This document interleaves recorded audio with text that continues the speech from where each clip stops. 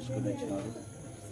మరి ఇక్కడ నాయన మీ మాటలు తండ్రి, మీ యొక్క పాటలు మరి ఏమై మేము పడగలగలను అవన్నీ కూడా నాతో మీరు మాట్లాడండి, సహాయం దయచేయండి.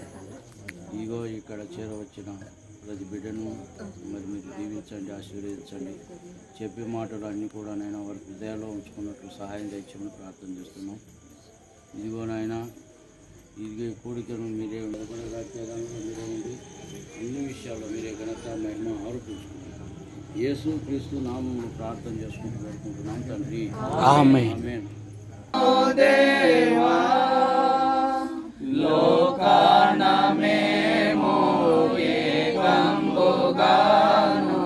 చెడిపోయి పడి ఉండగా లోకాన మేము ఏకంబుగాను చెడిపోయి పడి ఉండగా కుమారుండుగాను మాకున్న పాప కుమారుండుగాను మాకున్న పాప మరణము విడిపించి దేవా మరణము విడిపించి దేవా నిన్ను స్తుతింతుము దేవా నిన్ను పూజింతుము ప్రభువా మముగావనై నిన్ను వీడచి దరకీర్తించిన యేసువా నిన్ను స్తుతింతుము దేవా నీ రక్తము చే విడిపించబడిన వారందరే కంబుగా నీ రక్తము చే విడిపించబడిన వారందరే కంబుగా నీ మహిమ కొరకు ఈ మహిని సేవా నీ మహిమ కొరకు ఈ మహిని సేవా చేయంగను రేపుమా మాకు చేయంగను రేపుమా నిన్ను స్తుతింతుము దేవా నిన్ను పూజింతుము ప్రభువా మముగావనై నిన్ను వీడచి దరకీర్తించిన యేసువా ఏ నామమున లేదు పాప విమోచన లేదు పాప విమోచన అయినున్న ఆకాశమందున్న యేసునాథను నమ్మగానే మనసు మారి నూతన మగును యేసు వార్తను నమ్మగానే మనసు మారి నూతన మగును భేదమేమియు లేదెవ్వరికిని భేదమేమియు లేదెవ్వరికిని నాదు నీ విశ్వసింపధర్మం నాదు నీ విశ్వసింపధర్మం పైనుండ ఆకాశమందున క్రిందున్న భూలోకమందున లేదు రక్షణ ఏ నామమున లేదు పాప విమోచన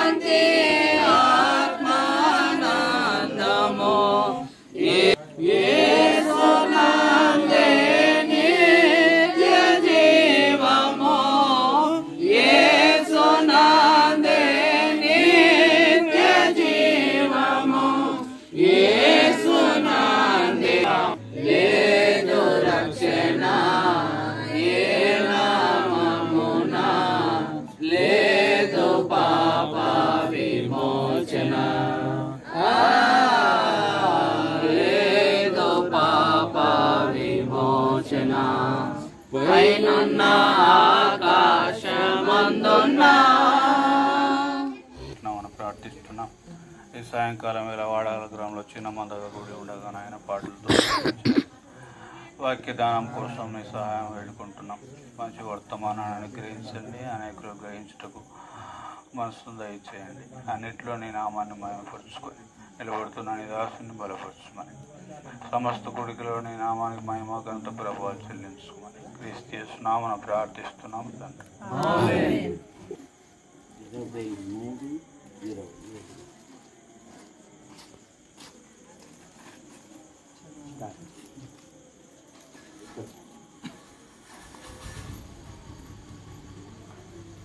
నా మాటలు వ్రాయబడవలెనని నేనెంతో కోరుచున్నాను. అవి గ్రంథంలో వ్రాయబడవలెనని నేనెంతో కోరుచున్నాను.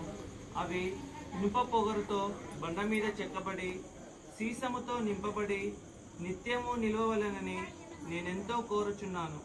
అయితే నా విమోచకుడు సజీవుడనియు తరువాత ఆయన భూమి మీద నిలిచిననియు నేను ఎరుగుదును. ఇలాగూ నా చర్మము చీకిపోయిన తర్వాత శరీరముతో నేను దేవుని చూచెదను. నా మట్టుకు నేనే చూచెదను, మరి ఎవరునూ కాదు. నేనే కన్నులారా ఆయనను చూచెదను. పరిశుద్ధ గ్రంథములో యోబు అని ఒక మనుషుడు ఉన్నాడు. మన మాదిరి ఆయన కూడా భూమి మీద నివసించాడు. ఆయనది పెద్ద కుటుంబం. 7 కుమారులు, 3 కుమార్తెలు. బైబిల్ ఏం చెప్తుందంటే ఊజు దేశమందు యోబు అని ఒక మనుషుడు ఉండెను. యథార్థవంతుడు, న్యాయవంతుడు, దేవుని యందు భయభక్తులు కలిగిన వాడు, చెడుతనమును విసర్జించిన వాడు. తూర్పు దిక్కు జనులలో అతడే గొప్పవాడై ఉండెను అని బైబిల్ సెలవిస్తా ఉంది. ఆయన ప్రభువైన యేసుక్రీస్తును గురించి ఒక చక్కని మాట తెలియజేస్తున్నాడు. నా విమోచకుడు సజీవుడనియు భూమి మీద నేను ఆయనను చూసేదను. మరి ఎవరునో కాదు, నా కన్నులారా నేను ఆయనను చూసేదను. నన్ను విమోచించువాడు సజీవుడు అని బైబిల్ సెలవిస్తా ఉంది. మానవుడు పాపములో పుట్టి పాపములో పెరిగి పాపములో జీవిస్తూ పాప పరిహారము కొరకై మానవుడు అనేకమైన ప్రయత్నములు చేయుచున్నాడు. మానవ ప్రయత్నములు దేవుని దృష్టిలో మురికి పేలికలు గనక మానవుడు కేక వేస్తున్నాడు. రోమా పత్రిక 7వ అధ్యాయము 24వ వచనములో అయ్యో ఉన్నిలేం కాదు, అయ్యో నేనెంత దౌర్భాగ్యుడను, ఇట్టి మరణమునకు లోనగు శరీరము నుండి నన్ను ఎవడు విడిపించును. మానవుడు పాపములో పుట్టి పాపములో పెరిగి పాపములో జీవిస్తూ ఉన్నాడు. చనిపోయినాక తక్కిడో పిక్కిడో అనుకుంటున్నాడు. బైబిల్ సెలవిస్తుంది అపోస్తల కార్యాలు 17వ అధ్యాయం 31వ వచనములో, ఎందుకనగా తాను నియమించిన మనుషుల ద్వారా దేవుడు భూలోకమునకు తీర్పు తీర్చబోయేది ఒక దినము నిర్ణయించి ఉన్నాడు. 2వ కొరింథీ పత్రిక 5వ అధ్యాయం 10వ వచనములో దేహముతో జరిగించిన క్రియలు అవి మంచివైనా సరే చెడ్డవైనా సరే మనలో ప్రతివాడును దేవునికి లెక్క అప్పగించాలి. మనలో ప్రతివాడును తన్ను గురించి దేవునికి లెక్క అప్పగించాలి. అందుకని మానవుడు దేవుని యొద్ద చేరుకోవడానికి అనేకమైన ప్రయత్నములు చేయుచున్నాడు. మానవ ప్రయత్నములు దేవుని దృష్టిలో మురికి పేలికలు. అందుకని మానవుడు పాప నివారణ కొరకై మానవుడు జంతువులను పక్షులను బలిగా అర్పించుచున్నాడు. ఎబ్రీ పత్రిక 10వ అధ్యాయము 4వ వచనములో ఏలయనగా ఎడ్ల యొక్క రక్తము పక్షుల యొక్క రక్తము పాపములను తీసివేయుట అసాధ్యము అని బైబిల్ సెలవిస్తా ఉంది. అందుకని మానవుడు పాప నివారణ కొరకై నన్ను ఎవడు విడిపించును? భూమి మీద మానవుని పాపముల నుండి, మానవుని దోషముల నుండి, మానవుని అపరాధముల నుండి ఎవరు విడిపించలే. దేవుడే లోకమును ప్రేమించి యేసుక్రీస్తు నామములో ఆయన ఈ లోకానికి వచ్చాడు. పవిత్రంగా జన్మించాడు, పవిత్రంగా జీవించాడు, ప్రజలకు మేలు చేశాడు. ఆయన అందులకు చూపునిచ్చాడు, అంగహీనులను బాగు చేశాడు, మృతులను సజీవులుగా లేపాడు, ఆకలితో ఉన్న వారికి ఆహారం అనుగ్రహించాడు. గురిజాడ అప్పారావు గారు అన్నారు కదా, దేశమంటే మట్టి కాదై దేశమంటే మనుషులోయ్. కనుక లోకములో ఉన్న సమస్త మానవాళిని ఆయన ప్రేమించి తన అద్వితీయ కుమారుని ఈ లోకానికి అనుగ్రహించాడు. ఆయన సర్వ ప్రజల పాప నివారణ కొరకై సిలువలో బలియాగమై తన రక్తాన్ని చిందించాడు. ఒడ్లు తీసుకెళ్లి మిషన్లు వేస్తే ఏమవుతాయమ్మా? ఏమవుతాయి? ఒడ్లు అవుతాయా? ఒడ్లు కావమ్మా. మా ఊర్లో అయితే బియ్యం అవుతాయి. మీ ఊర్లో కూడా కదా.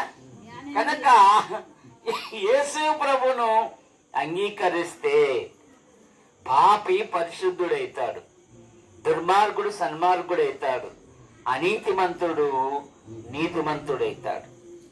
కనుక రోమపత్రిక 3వ అధ్యాయము 26వ వచనములో కాబట్టి నమ్మువారు ఆయన కృప చేతనే ఉచితముగా నీతిమంతులుగా తీర్చబడుతున్నారు.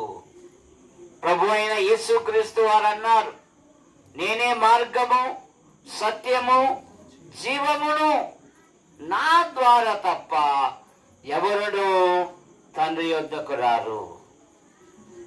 అపోస్తల కార్యాలు 4వ అధ్యాయం 12వ వచనములో మరి ఎవరి వలన రక్షణ కలుగదు గాని ఈ నామం వలనే మనం రక్షణ పొందాలి. బైబిల్ సెలవిస్తుంది కదా, ఆయన నామమందు విశ్వాసముంచు వాడెవడో ఆయన నామ మూలముగా వానికి పాప క్షమాపణ అనుగ్రహించబడును. కనుక ప్రభు అయిన యేసుక్రీస్తు వారు సర్వ ప్రజల పాప నివారణ కొరకై తన రక్తాన్ని చిందించాడు. యేసుక్రీస్తు సమస్త కీడుల నుండి తప్పించాడు. యేసుక్రీస్తు వారు సమస్త బాధల నుండి తప్పించువాడు. యేసుక్రీస్తు వారు సమస్త దుర్నీతి నుండి విమోచించాడు. యేసుక్రీస్తు వారు సర్వ ప్రజల కొరకై ఆయన శిలువలో బలియాగమై తన రక్తాన్ని చిందించాడు. ఎవరు నశించిపోవుట దేవుని దేవునికి ఏమాత్రం ఇష్టం లేదు గనుకనే ఈ రాత్రి ఈ వీధిలో మన అందరినీ చేర్పించి తన ప్రియుడైన యేసు ప్రభును ప్రకటించుటకు మనకిచ్చిన ధన్యతను బట్టి మనం ఎంతగానో ప్రభును స్తుతించాలి. ఎందుకంటే యేసు ప్రభునందు విశ్వాసం ఉంచు వారికి ఆయన నెమ్మదిచ్చే దేవుడు. మత్తయి సువార్త 11వ అధ్యాయము 28వ వచనములో ప్రయాసపడి భారం మోయుచున్న సమస్త జనులారా నా యొద్దకు రండి, నేను మీకు విశ్రాంతిని అనుగ్రహింతును. హృదయములో నెమ్మది. ఎంతో సంపద ఉంటే ఏమి లాభం? భార్యాభర్తలకు నెమ్మది లేదు ఈ దినాలలో, పిల్లలకు తల్లిదండ్రులకు నెమ్మది లేదు ఈ దినాలలో. నెమ్మది లేదని చాలా మంది ఆత్మహత్యలు చేసుకుంటున్నారు. కానీ యేసు ప్రభు యొద్దకు వస్తే ఆయన నీకు నెమ్మదిచ్చే దేవుడు.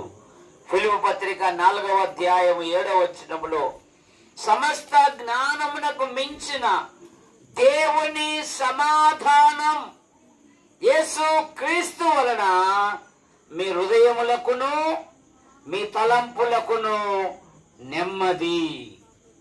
119వ కీర్తన 50వ వచనములో నీ వాక్యము నా బాధలలో బ్రతికించింది, నీ వాక్యము నాకు నెమ్మది కలగజేసింది అనే మాట మనం చూస్తాం. కనుక ఇక్కడున్న ఎవరైనా ప్రభుని అంగీకరించకపోతే ప్రభువైన యేసుని అంగీకరించి పాపక్షమాపణ పొంది దేవుని రాజ్యానికి వారసులు కావాలని ప్రేమతో మీకు మనవి చేయించున్నాం. ప్రార్థన.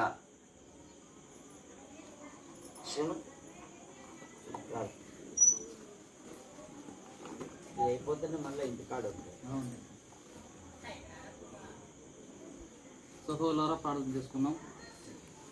మహాగణుడైన గొప్ప దేవానికి స్తోత్రాలైనా ఇంతవరకు ప్రభువా తండ్రి ప్రార్థన ద్వారా ప్రారంభించిన పాటల ద్వారా నీ స్తుతిని కలిగినాం. మీ దాసుడు దేవదానం గారినైనా యాడికి నుంచి అనంతపురం జిల్లా నుంచి ప్రభువా ఆయన ప్రయాణం అంతట్లో మీరు చేర్చినారు. సకాలంలోనైనా ఇక్కడ వాడల గ్రామంలో నీ మాటలనైనా ప్రకటించగలిగినాడు. విన్న ప్రతి ఒక్కరు విడిచిపెట్టకుండా ప్రభువా మీరు కార్యాలు చేయమని అడుగుతున్నాం. నాయన వారి హృదయాలను మీరు ఆకర్షించమని అడుగుతున్నాం. వారిలో సమాధానం నెమ్మది దయచేయండి తండ్రి. యేసు ప్రభువా అని వారి హృదయంలో నేను అంగీకరించాలి, నోటితో ఒప్పుకున్నట్లుగా విత్తబడిన వాక్యమును మీరు ఫలింపదయచేయండి నాయన. ఎందరైతే విన్నారో వారందరినైనా యేసు ప్రభువుని సొంత రక్షకునిగా అంగీకరించే భాగ్యాన్ని మీరు దయచేయండి. వారి కుటుంబ అవసరాలను తీర్చండి. యేసు ప్రభువా నువ్వు అందరికీ మేలే చేసినావు నాయన, కీడు చేసే దేవుడు కాదు ప్రభువా. నువ్వు అందరికీ ప్రభువునైనా అందరూ రక్షకుడు తండ్రి. నువ్వు చేసిన గొప్ప కార్యాన్ని బట్టి ఈ కూడికంతా నీ మహిమార్థమే మీరు జరిగించినారు. అందరూ జ్ఞాసులు చెల్లించుకుంటూ నేను చెప్పిన వాక్యం ప్రతి హృదయంలో ముద్రించమని నేను నింపమని నీవే మహిమ ఘనత ప్రభావాలు పొందమని యేసు ప్రభువు నామమున ప్రార్థిస్తున్నాం మా తండ్రి. ఆమేన్.